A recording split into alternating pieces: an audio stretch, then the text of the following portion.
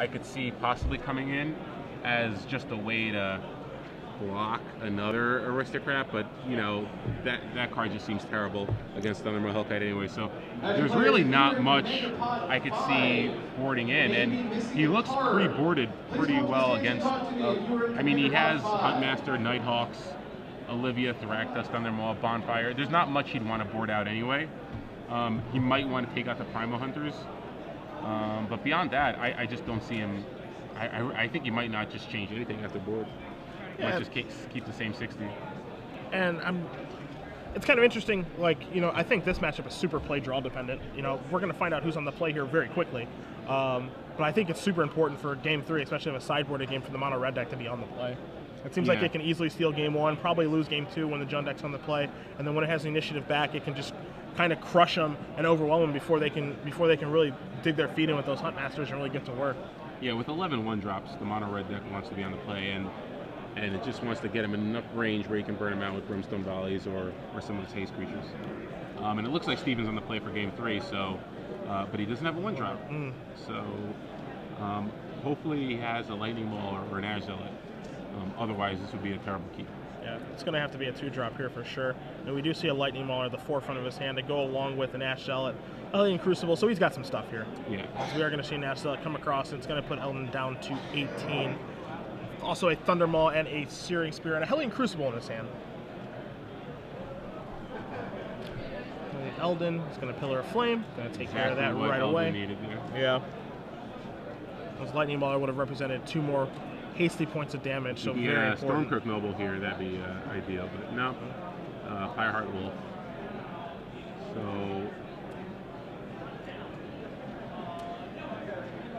where do you go here? Do you just play the Wolf? Choose all your mana this turn? Okay. You gotta maximize your mana. So you have Thragtusk drawn here for Eldin. And he does have a 3rd land. It is a Dragon Skull summon that comes into play tab. No Farseek? Does have an Abrupt Decay, it looks like. So you guys do see Fireheart Wolf on the screen. Very important that you do announce that trigger on that card. A lot worse when you don't.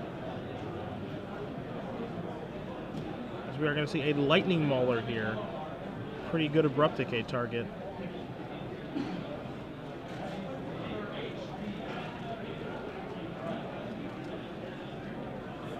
Oh wow, is he going to bait Eldin into casting Abrupt Decay before, in response to Soulbond?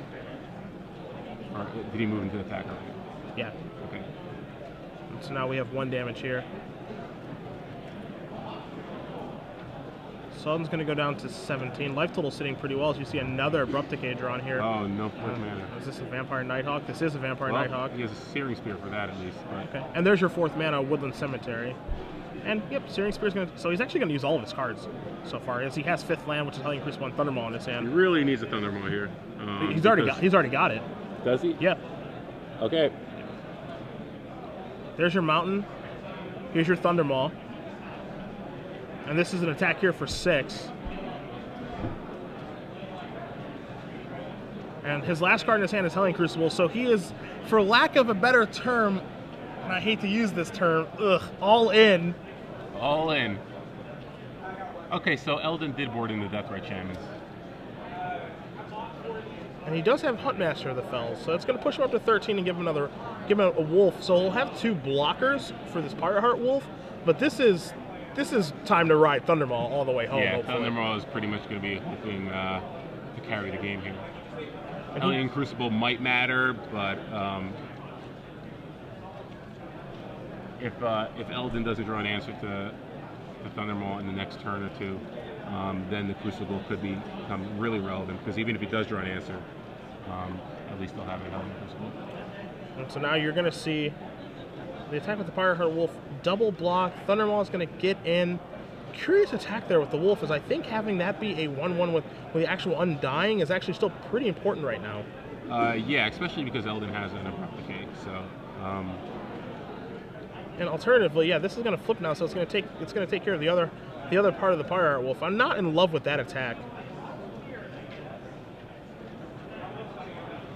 Doesn't really accomplish much of anything. This would actually be a great situation for the Nighthawk, or even a Falcon Wrath Aristocrat if he did board it in, because at least he'd be able to block the Thundermaw Hellkite and possibly kill it if he could flip the Huntmaster. Now you see Eldin does draw a Kessig Wolf Run for the turn. His 5th land, very important here, as he does have a Thragtusk in his hand, and right now he's just trying to figure out how he wants to attack with Ravager of the Fells or the token. And he is going to send both across, maybe. That's the second time he's considered doing it. Yeah, there's no way Steven can activate it in time. So the great news here with the draw of the Wolf Run means that since he has a Thragtusk, he's threatening lethal next turn with this attack. So. And as you guys do see Hellion Crucible there on the screen, but he's opting not to cast the Thragtusk. Now that's surprising. As you see another Huntmaster of the Fells, giving him 4 power. And so I think... Oh, I think he might be afraid of Zell's conscripts. Sure. But if you have a Disciple, okay. He plays a Death Right Challenge so he can flip back. Yeah, that's a completely reasonable play there. He's going to end up gaining 4 life with this course of action. Yeah. And you are going to see a pressure counter put on the Hellion Crucible. Again, pretty slow. It might be too little too late for that to actually have an impact on the game. This will flip back. And also, because Eldin was able to flip the Huntmaster into Ravager of the Fells last turn, he knows that Steven doesn't have any spells. Yeah. So, you know, this is They're going to be able to flip back. Yeah, this so is threatening, flipping he's back. He's threatening lethal regardless. Yeah. And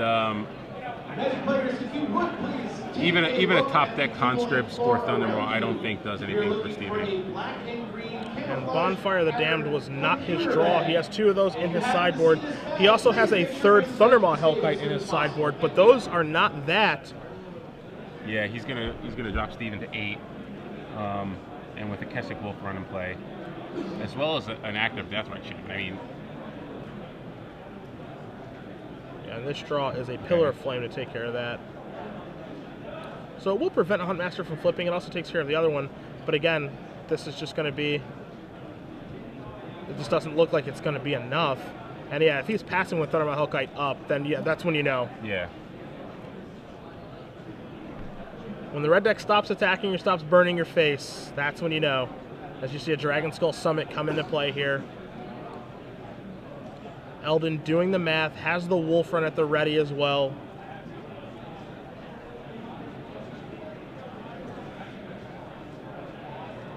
And Steven, I mean, he did get off to a nice start this game without having a 1-drop. But I don't know. Steven's first 2 turns were pretty awkward. I mean, he had an Ash Zealot, but 2 Lightning Maulers and a Pyre Wolf. If Eldin didn't have a Pillar of Flames there, I guess it would have been a little bit better. But yeah, I don't know. I think you need some 1-drops there. You need to curve out. You need to go 1-drop, 2-drop, 3-drop, 4-drop. Yeah, it's just too important. Yeah. And now you see Eldin just, you know, he wants to consider, what do I have to play around here? You know, if he takes the time to deduce what's happened over these past 2 turns, he'll realize that card in Steven's hand is just a land. Because of Ravager flipping or Huntmaster of the Fells flipping 2 turns ago. He can come to that conclusion. As you see an attack here from Steven. And he can even have the opportunity to trade up now with the Thundermaw Hellkite. And that's exactly what he's going to take the opportunity to do. Huntmaster's going to get +3/+0 from the Kessig Wolf Run. Won't trample over for any, but it will take care of the main problem on the board, which is Thundermaw Hellkite, and he will get in for 6 more. And Steven is still dead next turn unless he draws a Bonfire here. So you're going to see a second pressure counter here put on the Hellion Crucible. Eldin going to take a look at that one more time. For you guys at home, it is on the screen for you to take a look at. It does have the necessary amount of pressure counters on it, but again, he's at 12, he's not at 4.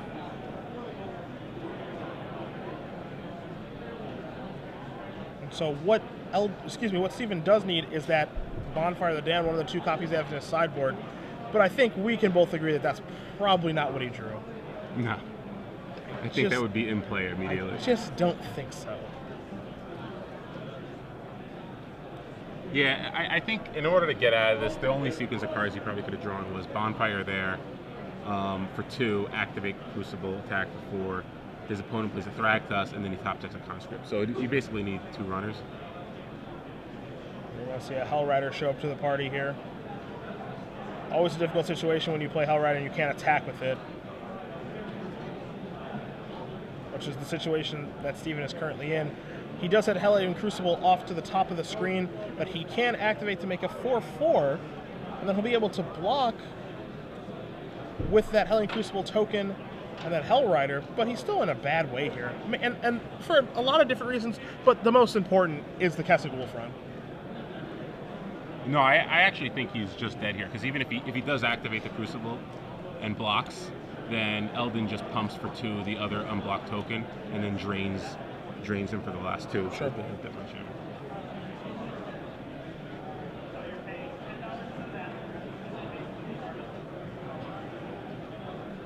Yeah, so with Steven at 6, as long as Eldin plays correctly, there's not much Steven can do right. There is a kill available. I think we're waiting for a Crucible token here. Here we go. There is no need for an Abrupt Decay. All you have to do is activate your Kessig Wolf run. But either way, yeah, both will get it done at this point. Still get the job done either way.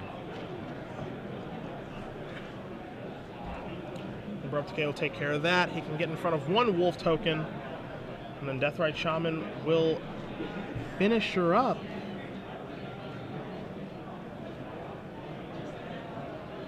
Gonna knock Steven down to 2, and so long as he sees it, which he does, take care of that, and there's a handshake.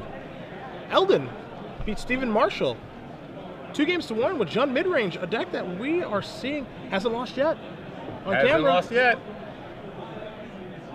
Solid deck. Not gonna really lose very often if you just play correctly and you draw a timely Pillar of Flames when you need it. I mean, it's a deck that feels like it has a very, 50-50-ish game 1 with the decks that it's playing against, because it has, 2 halves of deck. It has control elements against creature decks, then elements against control decks and stuff like that.